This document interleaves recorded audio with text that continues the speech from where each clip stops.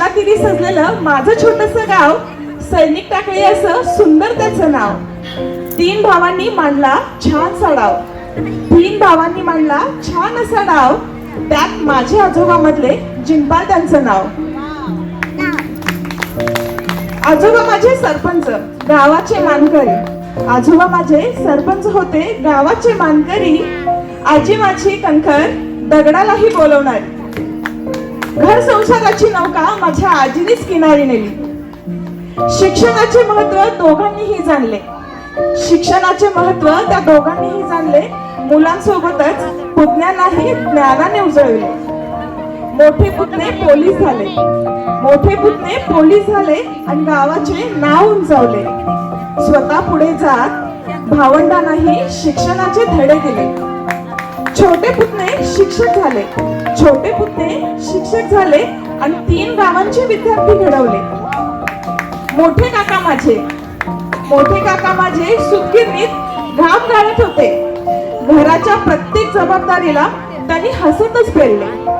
मग आहे आत्या माझी 3 भावांची ती लाडकी, सहनशीलतेची जिवंत मूर्तीच ती. आता नंबर माझ्या बाबांचा. व्यवसायासोबतच राजकारण हा आवडीचा विषय त्यांचा. धाकटे काका कोकणात शिक्षक होते. प्रतीक सोबतच अनेक मुलांचे भविष्य त्यांनी घडवले. आम्हा मुलांची आजची पिढी इंजिनियर म्हणून उभी आहे. आम्हा मुलांची आजची पिढी इंजिनियर्स म्हणून उभी आहे आणि प्रगतशील शेतकरी असाही माझ्या भावाचा रुबाब आहे. टाकळी बेळगाव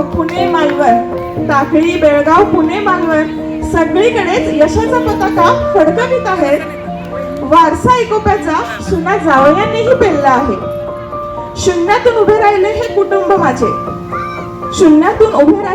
कुटुंब महान.